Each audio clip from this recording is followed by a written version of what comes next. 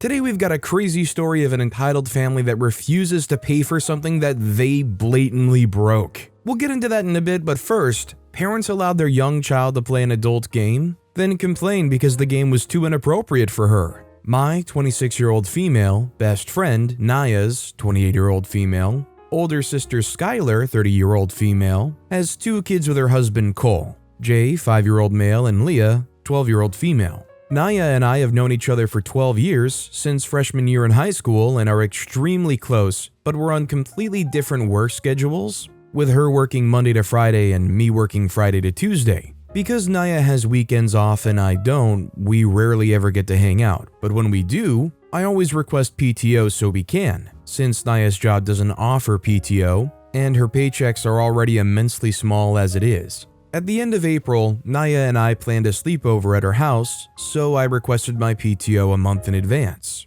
It's only supposed to be 2 weeks notice, but if I know sooner than 2 weeks, a heads up with extra time to spare is always nice. Now, for some extra context, Naya's house is not Skylar and Cole's house too. They have their own place but come to visit Naya frequently. Now, on to the main part of the story. Skylar and Cole were over for a visit at Naya's place when I arrived, and that night, we all decided to play Cards Against Humanity. When Skylar and Cole allowed Leah to play too, I thought Leah had already played the game and knew about all the inappropriate answers and questions. Boy, was I wrong. Cole was the first one to draw a question card. I think it was something like, "Why can't I sleep at night?" Can't quite remember, but it wasn't an inappropriate question. We all picked our answers. Mine and Naya's answers, inappropriate. All I had were cards with inappropriate answers for clarification. When Cole read our answers, he told Naya and I, "Know your audience, don't pick inappropriate cards." I explained to him that A,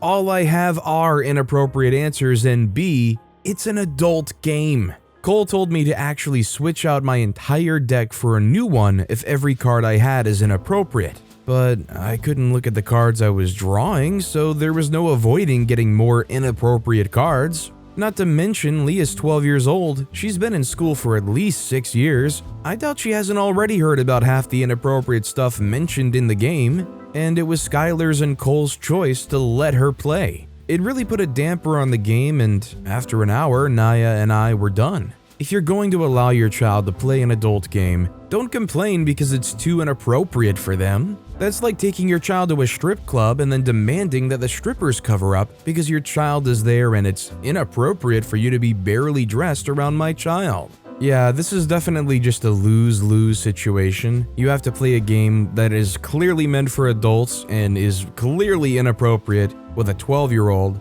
and then you're also being told, "Hey, don't play that inappropriately." Well, how are you supposed to play it? They literally go out of their way to make sure you put inappropriate stuff there. There's kid-friendly versions of Cards Against Humanity. They don't have to settle with the adult version. Also, hi, I'm Steven, and if you can't get enough of hearing about these entitled parents, why not hit those like and subscribe buttons down below? That said, our next story is, my Karen of a neighbor says she's entitled to my yard while I'm away. I'm 27-year-old female, and I live in a rather nice neighborhood near the middle. My neighbor, who we'll call Entitled Mother for Entitled Mother, has a large dog and a rather destructive son who we'll call Entitled Kid. I have a pretty good financial situation, and I live alone because the house was passed down to me in the will. It's a pretty big yard compared to Karen's yard, which is almost half the size. I have no gate for the yard, leaving it open for any pets or animals to come right in. I work from 7 a.m. to 5 p.m., so I'm gone for a long while during the day. Karen is the type to do a lot of gardening, so she doesn't like Entitled Kid in the yard with all the tools. One day, she asked me if I would allow her son to play in my yard while I was at work. It couldn't cause any harm, could it? I accepted, but I did tell her that her son would have to be gone by the time I was back. And all went well until I got my first cat. Keep in mind, Entitled Kid would always bring the dog over with him to play. I named my new ginger cat, well, Ginger. Ginger loved to bask out in the sun with the Entitled Kid and dog. Until one day I found out that she wasn't outside. In fact, she was inside with a bite mark. I rushed her to the vet immediately, where she was treated and wore some sort of bandage wrap around her waist for the next week or so.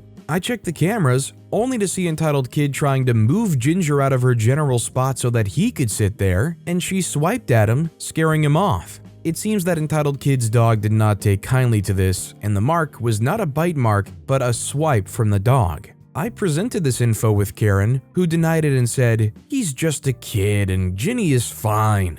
I reminded her that it was Ginger, and then told her that neither her son or dog were allowed on my property again. She threw an absolute tantrum and told me that they should be entitled to the yard while I was away because, after all, you can't just let it go to waste. I then reassured her of my decision, to where she said word for word, "Ma'am, you need to leave." I'm so confused. I'm considering my options and I think small claims court is a bit too much for this. What am I supposed to do? I mean, if you really want your money back, then small claims court is not ridiculous by any stretch of the imagination. You might feel petty for doing it. I would think at the very least you just put your foot down and say the kid's no longer allowed over. I mean, you probably shouldn't have even opened yourself up to the liability to begin with. Our next story is, Mother screams at me for not going to school anymore. This story will be nothing unusual for anyone working in education, as I was told. I tutored most of my high school years, 10th to 12th grade for me. In our school system, kids from ages 11 to 18 plus go to the same school, which is how kids in lower grades got tutors. There were also larger classes by teachers after class hours or during longer breaks. One-on-one tutoring was provided as an option to, well, get cheap solo tutoring for kids and for the seniors to make some money. I tutored multiple kids in math due to me being a teen who really liked having some money while also being good at math. Most of the time, this wasn't an issue. I only ever was in contact with the parents for discussing how their child was doing and for payment. The kids were as cool as 12 to 13-year-olds could be, until I got this one little girl in 6th grade assigned to me. She was good at math, just not exceptional. Had a rough start in math particularly, but quickly got to a solid upper average territory. I often wondered why she was assigned a tutor in the first place. I was to find that out when I met her mother. The first time I spoke to her, she questioned me about my whole life and plans. Fine, I've got nothing to hide. The next call was interesting to say the least. She called me to rant about the kid's former tutor, a guy I actually knew, on how bad of a job he was doing, how the kid wasn't able to solve any of the mock exams correctly,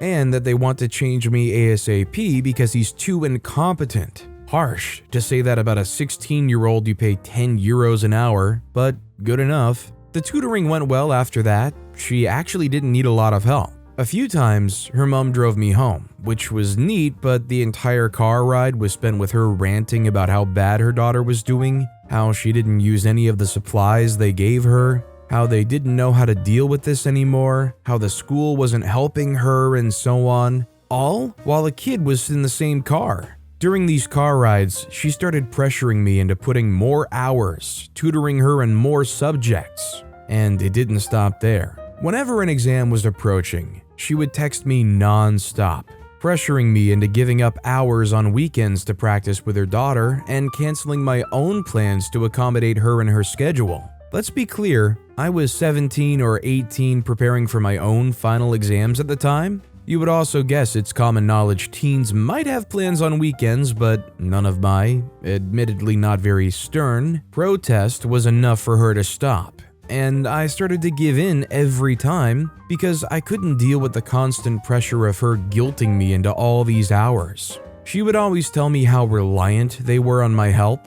Seriously, lady? Your daughter is in 6th grade and I spend weekends, weeks even, watching her just draw circles. You don't need a tutor to show your child how to draw a circle. Anyhow, it didn't stop there. As my finals were approaching, I didn't return to school after spring break. The time after spring break is full of final exams and we're meant to prepare for that. Her daughter knew this because I told them numerous times I wouldn't be back then and I advised them to seek other students who would take over for me. Apparently they didn't because the daughter asked me Sunday, the last day of the break, how we were supposed to continue with me being out of school. Thanks to a certain global event, online lessons are a thing now. And she was fine with that suggestion, so I told her mother about our new arrangement. What followed was a 2-minute voicemail, later a call, where I was berated and screamed at with her crying, "You never told us you were leaving after spring break. This was the only reason why we chose you, because you would be able to stay on until summer. And she isn't going to make it without you. You have deceived us. She will not make the year now." Basic bull that I've been listening to for about half a year at this point. For the first time ever, I told her she was overstepping. I wouldn't let anyone, including her, talk to me this way. Out of courtesy, I agreed to tutor her for the next week as well, for the sole reason I felt sorry for the kid who dealt with this on a daily basis. Of course, she then backpedaled, telling me I misunderstood everything and they never pressured me about her grades. I couldn't bring myself to explain to a woman twice my age that 1, sending someone a voice message crying, screaming, and guilt-tripping them is indeed pressure. 2, she did pressure me every time the kid brought in bad results. And 3, never respected me or my time in any way. I actually went to the school with this and showed them all of our messages. The school was so appalled at this that they banned her from the tutoring service completely, as the other guy who tutored her before also stepped forward with the messages he received, which were of a similar nature. To my request, she is spamming him, pleading to tutor her child again to this day. I, on the other hand, wonder to this day how my being out of school was any inconvenience at all. Before she screamed at me, her daughter and I rearranged our plans into me just driving to the school twice a week. I never told her I wouldn't be tutoring her kid anymore. Me not being in school anymore was just a small talk fun fact I gave her. Logic suffered a lot that day. That's kind of hilarious that apparently the whole time it wasn't even going to be an issue, like this lady just generated it into an issue. Just goes to show how reactionary they are. Immediately jumping to assumptions like that. Honestly, I think OP should be grateful that they gave them such a huge out like that. Our next story is, this is a family locker room for families. To recap, I was placed in possession of a pair of kids, 8-year-old female and 5-year-old male, on turbo short notice over the weekend. On Friday, as soon as the parents left, pandemonium reigned.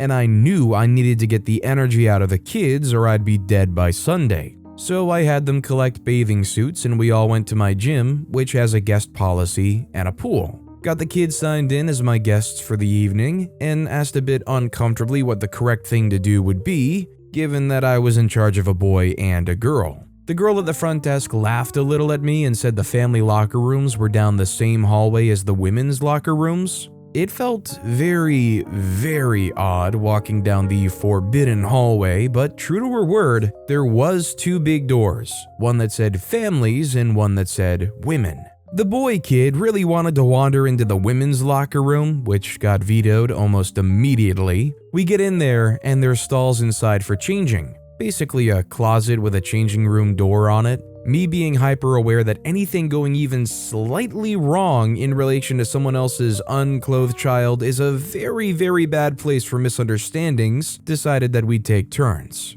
The girl would go first, change into her suit, and then come hang with me while her brother did the same. And then when it was my turn, I best be seeing 2 pairs of ankles under the door the whole time or someone's getting left in the locker room hung by their bathing suit. Happily enough, nothing went wrong. On an hour end anyway. Unfortunately, while the girl was changing, a mom and her son came into the family locker room and looked confused. "Why are you and your son just standing there?" she said. "Oh, I'm just watching the kids and his sister's changing. They're not my children. I figured this was the safest for everyone." Thinking to myself, oh god no, please, it's Friday. She rears back in shock, raises her voice. "They're not your children?"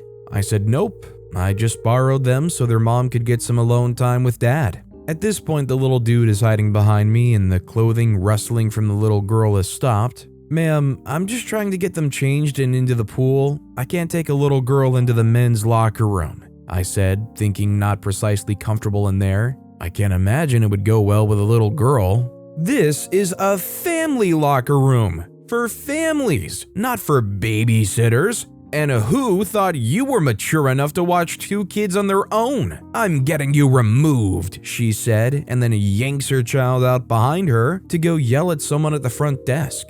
The boy tugged in my pants and looked up at me. I think that lady is crazy. I looked down at the little dude and nodded, but made a shush sound and told the girl to get changed pronto. The woman didn't come back in and the kids didn't wander off while I was getting changed. We had a great time in the pool, and I didn't see the kid or his mom while we were in the pool or after. Don't know what happened. There was a different desk attendant when we left. Well, hopefully this lady just walked right out of there, I don't know. Maybe they went back to the desk attendant, lost their lid, and then maybe did them a favor saying, "I'm never bringing me and my family back here ever again." One could dream. This next story is, my father is suing me for rights to my child. So for some background, I'm the eldest child, one of 3. For my father, I have more siblings from my mother and by her marriage, but for my father, I was the eldest child and the only daughter, and I've always hated it. He used to push and push for more and more until I burn out, and he said in his own words, giving up on me in 11th grade or so.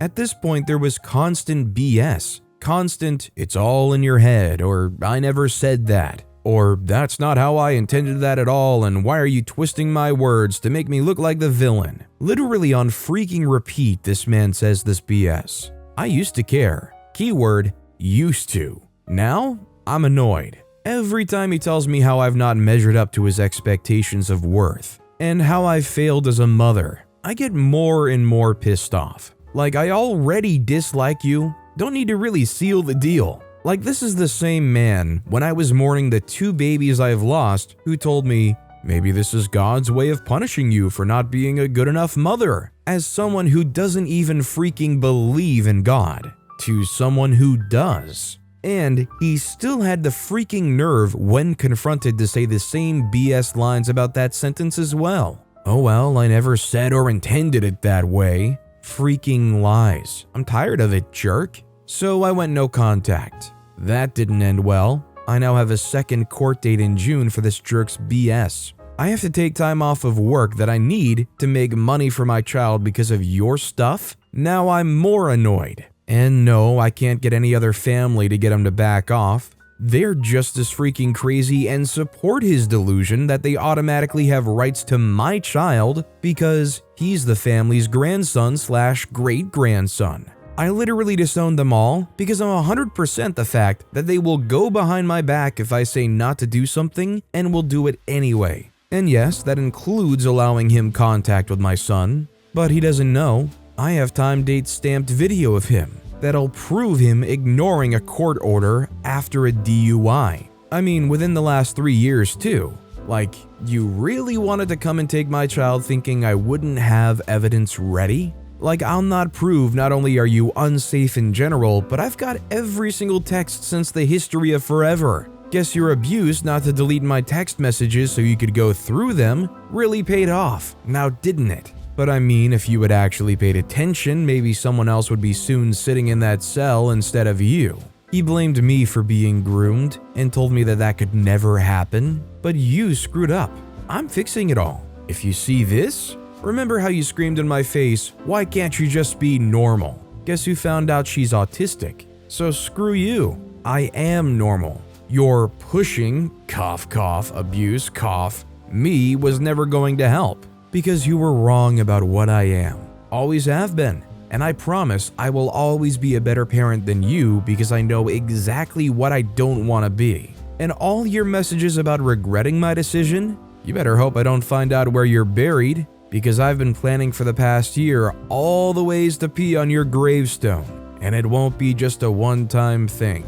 Well, this guy definitely cemented that he won't be forgotten when he's gone. Definitely won't be a good reminder. In the history of humanity, they're definitely going to be on the lowest rung. Our next story is, you want my dog?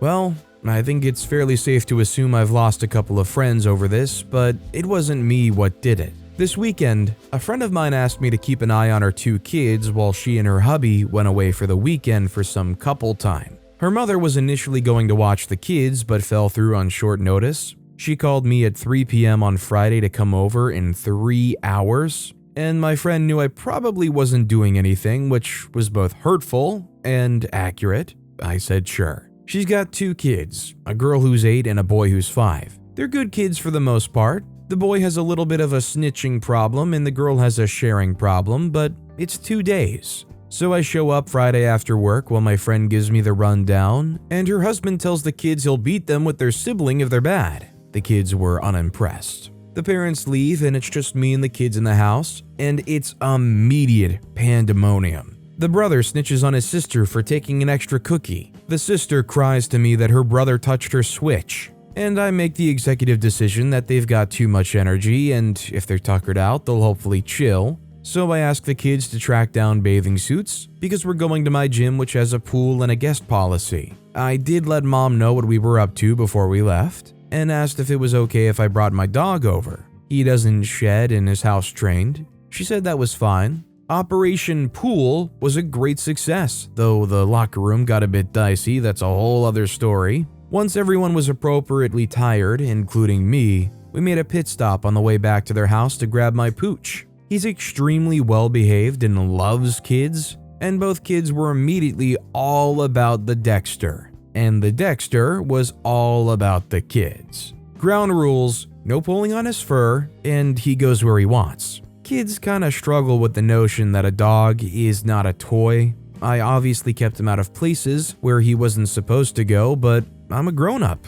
allegedly. Miraculously, after the swim and chasing the dog around the house left the kids too pooped to pop, and both fell asleep watching a Disney film on the TV. After the movie, I woke the kids up to trot off to bed and didn't make them brush their teeth. For the record, the son did indeed yeet me under a bus when mommy called in the morning. I told the kiddos that if they left their doors open, Dexter might sneak in and give them cuddles. I increased the likelihood of this by sleeping on the couch and not leaving him a spot. He expressed his displeasure with me by flouncing off and going into the boys' room to sleep. Great success. Saturday, we went for a hike in the morning, had a nap, and then played ball with the dog, and generally had a pretty chill day. Diffused the sharing issue by explaining to the girl that the pup has feelings and wants, just like any person, and she can't control him that way. She appeared thoughtful, and then immediately started yelling at her brother for hogging the dog again. At least she wasn't mad at the dog. I successfully heated up the casserole mom had left me for dinner, following her carefully laid out instructions, admonished the kids to not give him people food and was soundly ignored. I did draw the line at a couple of morsels from each kid and put my foot down. More than that and he's gonna get the runs, and nobody wants that. That night, I made sure Sis got a turn by again hogging the couch and also closing the boy's door since he got a turn already.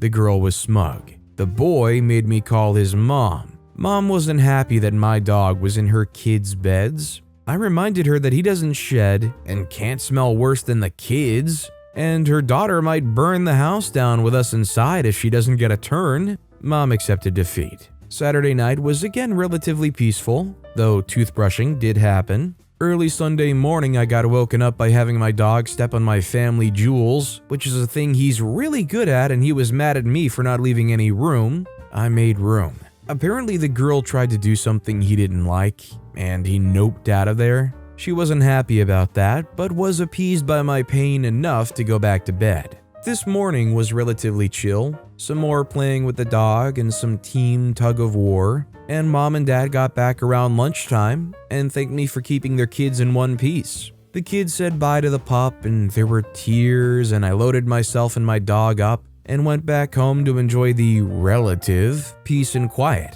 Yeah, I wish it ended there. Maybe an hour after we got home, I get a phone call from a very frazzled sounding mom, with kids crying in the background. She says that they need my dog now. I'm sorry, what?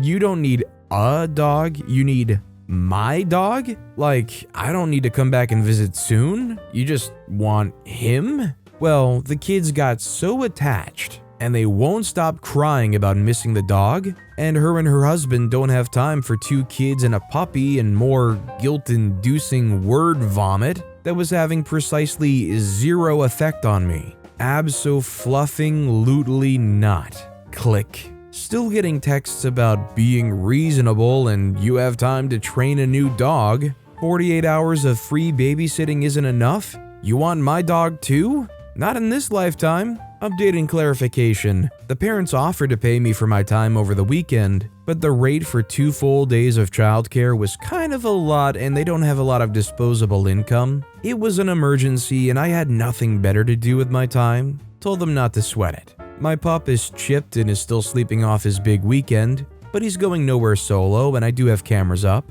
I also texted my friend's husband asking him what the freak happened and why does his wife want my dog this morning? He replied back with a lot of question marks. Genuinely hoping sanity breaks out and we can move past this, but ain't nobody is pup napping my dog. I love that OP's getting texts about being reasonable and you have time to train a new dog. Like clearly, I think these kids are getting some kind of bad behaviors and mindsets from their mom. You know, the girl like saying, you gotta share the dog more. That mindset might be inspired by the mom treating these dogs as just like assets. Come on, you can just get a new one. The supply chain is great for dogs, don't worry about it. Our next story is, my entitled family refuses to pay for the laptop that they broke. This story consists of 6 characters: entitled boy, nice girl, entitled stepmom, mom, and dad. I'm 22-year-old male, and I'm currently working out a financial situation and renting a house along with some roommates. My roommates, Sarah and Johnny, will be on a camping trip all week. So when entitled stepmom decided to request a family gathering at the rented house, they hesitantly accepted. Saturday evening, entitled stepmom, nice girl, and entitled boy, mom and dad, and some aunts and uncles come in. Entitled boy and nice girl were my entitled stepmother's children, and they were twins, both around 7. A while back, my parents had divorced, and my dad decided to date that lady who we still have to call our mother even though she's not. I have one MacBook that I use for all my schoolwork, and I keep that safe on my desk upstairs. As soon as the entitled boy and nice girl come in, they begin to explore the house, and I tell them to go anywhere except upstairs. After a while, we all begin having dinner, assuming that the twins were playing with the toys they brought. Wrong. About 10 minutes into the dinner, we hear footsteps running up the stairs,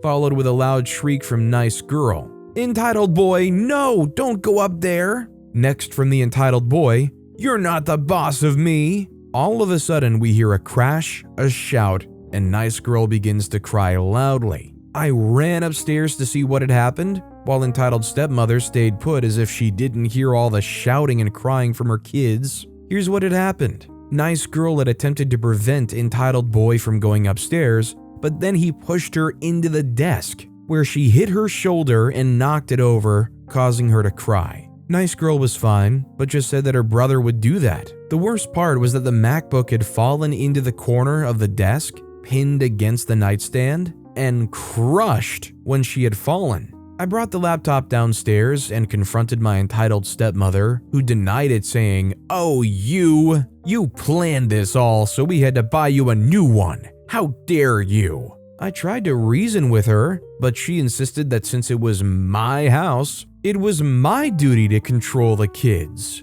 Slowly, my family began to side with her just because of the following reasons. They're just kids. It wasn't their fault. You're a grown man. Get a new one and stop whining. What do I do? If this ever gets read on YouTube or something, I need advice. If the laptop is valuable enough, maybe you should take a page out of some of the earlier posts I read where they mentioned small claims court. I mean, I guess the burden of proof is proving that the kids themselves destroyed this laptop, but maybe even if you just printed out some forms or said you've retained a lawyer or something and just mentioned you're thinking of doing this, maybe they would be willing to pay for a new one? Sounds to me though, if you tried to do that, you're gonna get a whole beatdown from the entire family, so best of luck. But with that being said, that's all the time we have for today. Now, if you want to hear another absolutely crazy entitled parent story, check out that video on the left. Or if you missed my latest video, check out that video on the right. That said, I'll see you all next time with some more stories.